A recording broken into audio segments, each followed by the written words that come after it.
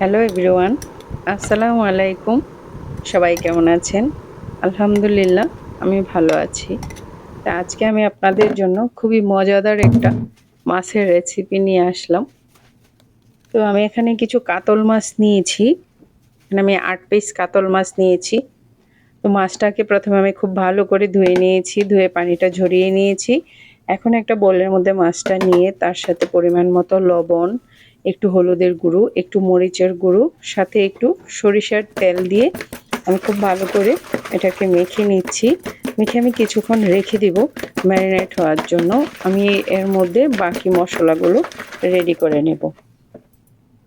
তো এখন আমি একটা ফ্রাই প্যানের মধ্যে কিছু পরিমাণ তেল দিয়ে দিচ্ছি।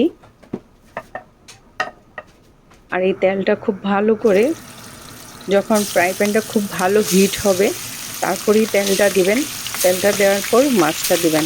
তাহলে হবে কি, মাছটা আর আপনার প্যানের মধ্যে লেগে যাবে না। প্যান যত বেশি হিট করবেন ততটাই আপনার জন্য ভালো হবে। কিছু ভাজতে খুব সহজেই উঠে যাবে, এটা লেগে থাকবে না।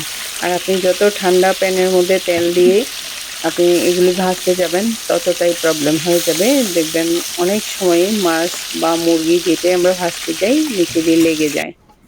তো সুন্দর করে আমার মাছগুলো খুব সুন্দরভাবে ভাজা হয়ে গেছে। এখন আমি মশলাটা রেডি করব। এখানে আমি অল্প পরিমাণে তেল দিয়েছি, কারণ মাছ ভাজা বাকি যে তেলটা সেটা আমি এটাতে ইউজ করে ফেলবো। না হয় ওই তেলটা আবার আমার নষ্ট হবে। তো পুরানো তেল ইউজ করা ঠিক না। তো সেজন্য আমি মাছের ভাজা তেলটাই আবার আমি এটাতে ইউজ করে নিচ্ছি। তো আমি এখানে কিছু পেঁয়াজ দিয়েছি। পেঁয়াজটা হালকা একটু ভাজা হওয়ার পর আমি রসুনটা দিয়ে দিলাম। রসুন দেওয়ার পর আমি এখানে সামান্য পরিমাণে একটু কাঠবাদাম পেস্ট দিয়েছি।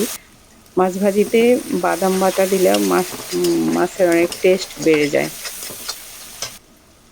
গ্রেভিটা খুবই টেস্টি হয় যদি আপনি বাদাম বাটা, আমি যেই মশলাগুলো ইউজ করেছি, যে উপকরণগুলো ইউজ করেছি, এগুলো ইউজ করে মাছ ভাজি করলে মাছের গ্রেভিটা অনেক টেস্টি হয়। তা আমি এখন এর মধ্যে একটু হলুদের গুঁড়ো দিয়ে দিলাম, সাথে দিয়ে দিলাম টমেটো। হলুদের গুঁড়োটা আমি সবসময় তেলের মধ্যে দিই, কারণ সুন্দর একটা কালার আসে, গোল্ডেন গোল্ডেন একটা কালার আসে। আর এখন আমি পরিমাণ মতো লবণ দিয়ে দিলাম।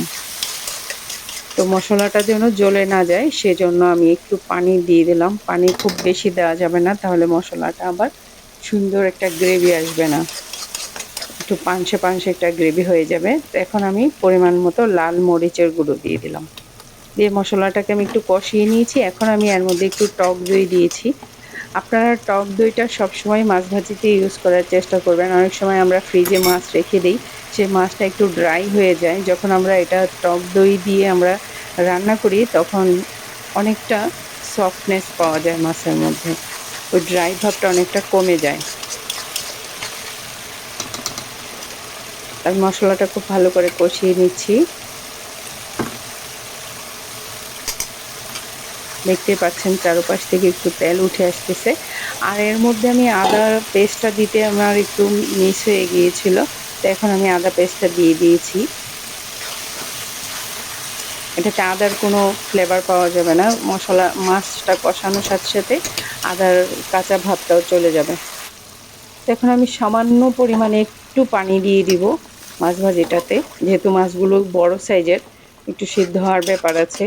তো সেই জন্য আমি সামান্য পরিমাণে একটু পানি দিয়েছি। আর সেটাই বলতে ভুলে গিয়েছি, মাছগুলো আমার বেয়াইর বাড়ির, আমি নতুন শাশুড়ি হয়েছি, খালা শাশুড়ি। তো আমার বোনের ছেলের বিয়ে হয়েছে।